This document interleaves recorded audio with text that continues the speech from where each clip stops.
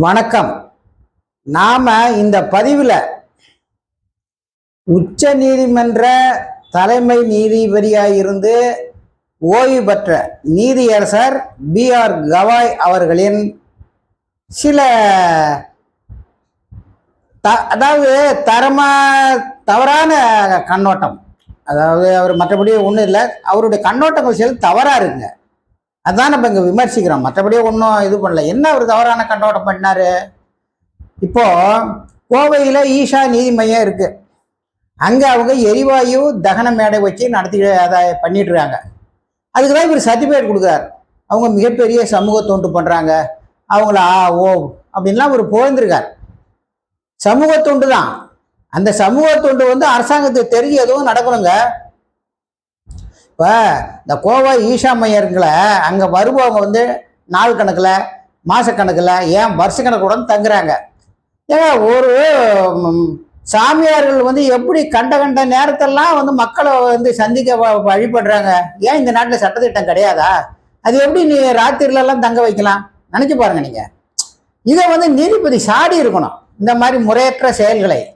மாற அவர் போர்ந்திருக்கார், சமூக தொண்டு பண்ணுறார். அவர் என்ன சமூக தொண்டு பண்ணுறார்? அதாவது ஒரு எரிவாயு தகன மேடை வச்சிருந்தாலே அது ஒரு சமூக தொண்டா? அதை யார் வேணாலும் பண்ணலாம், சில பிரைவேட் ஆளும் கூட பண்ணலாம், பண வசதி படைச்சவன். இப்போ நமக்கு என்ன பிரச்சனைனா, இப்போ இவரை தேடி வருவவங்க மர்மமான முறையில் இறக்குறாங்க. அதை இவங்க முறைப்படி அரசாங்கத்துக்கு தெரிவிக்கிறது இல்லை. அது அப்படி இறக்குறவங்க இவங்களை கமெண்ட் அடிச்சோ இவங்களை திட்டியோ கூட இருக்கலாம். இவங்க அவங்க சாவடிச்சு அந்த தகன மேடையில் வச்சு எரிச்சும் இருக்கலாம். யாரு இப்போ நம்ம எல்லாம் அனுமானமா ரைட்டர் பேப்பர்ல நியூஸ்ல வர்றதான் நம்ம சொல்றோம், ஊடகங்கள்ல வர்றதா நம்ம சொல்றோம். நம்ம என்ன எடுத்துக்கிட்டே சொல்றோம், எல்லாம் வருது. ஸோ அது விசாரணைக்கு உட்பட்டது. ஸோ அந்த அது அந்த ஈஷா மையம் செயல்படு சரியில்லைன்னு சொல்லி நிறைய பத்திரிகைகள், ஹிந்து, தினமலர், தினகரன், இவங்கெல்லாம் கேஸ் வேற நிலுவையில் இருக்கு. அப்படி இருக்கும்போது நீதிபதி கவாய் அவர்கள் அவனுக்கு சர்டிஃபிகேட் கொடுக்கலாமா? இப்ப சமீபத்தில் என்ன பண்றான் பாருங்க. அது ஏற்கனவே நான் சொல்லியிருக்கேன். சிவராத்திரி ஆண்டு குழந்தைங்க 8 வயசு 10 வயசு கட்டு கூத்தாடுறான், கும்பாலம் அடிக்கிறான். ஏன்? இவனுக்கும் எப்சினுக்கும் பாலியல் தொடர்பு, பாலியல் தொடர்பு உள்ளவன், உலக பாலியல்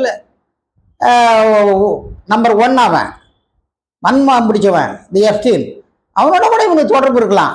அவனுக்கு இது மாதிரி இப்போ குழந்தைகளை கடத்தி கொடுக்கறதுக்கு பல பேர், பல ஏஜென்சி இருக்கலாம். அதை ஏன் இவன் ஒருத்தனா இருக்கக்கூடாது? அப்படிதான் சொல்லி நான் போன யூடியூப்ல சொல்லியிருந்தேன். பின்ன ஏன் முறையற்ற செயலில் ஈடுபடுற? ஒன்று யார் பெண்கள் குழந்தைகள்லாம் அங்கே வச்சுக்க சொன்னது? நான் அப்படிதான் சொல்லுவேன்.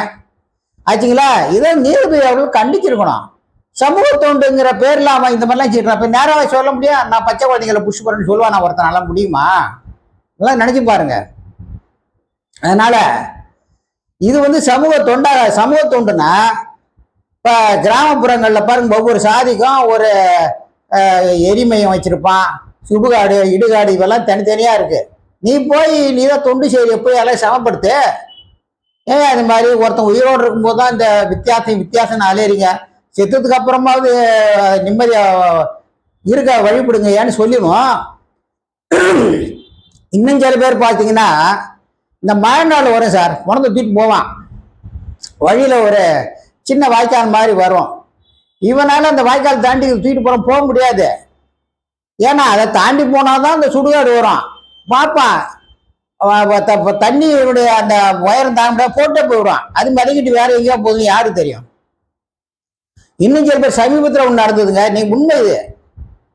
அவன் அந்த இதுக்கு உள்ளவன் இது என்ன பண்றான், எங்க தெரு வழியா வராதிங்க அல்லது எங்க பகுதி வழியா வராதின்னு சொல்லியிருக்கான். உடனே பார்த்தா பணத்தை போட்டு போயிட்டானுங்க.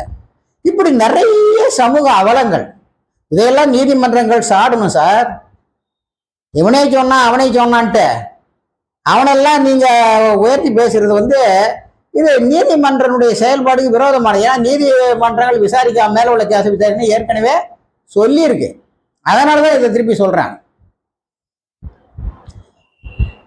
நீதியரசர் கவாய் அவர்கள் இது போன்று கமெண்ட் அடிக்க முன்னாடி தனக்கு நெருங்கியவர்கள், அதான் போலீஸ் துறை சேர்ந்திருப்பாங்க, சிபிஐ சேர்ப்பாங்க, மூலியமா அவன் யாரு எவர் என்னன்னு விசாரிச்சிருக்கணும்.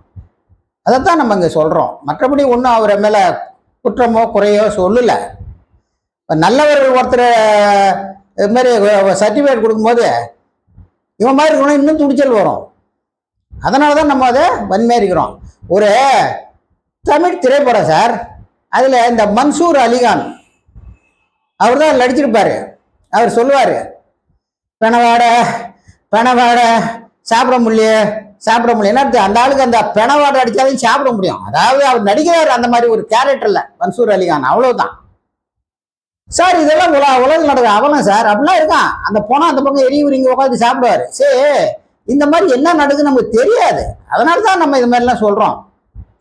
ஆகவே இது போன்ற சமூக அவலங்கள் சார், இதெல்லாம் குற்றம். கேடி கிரிமினல்களுக்கெல்லாம் நம்ம வக்காலத்து வாங்கினோம்னா அப்புறம் அவனுக்கு இன்னும் துளிர்விட்டுடு என்று சொல்லி முடிக்கிறேன். நன்றி, வணக்கம்.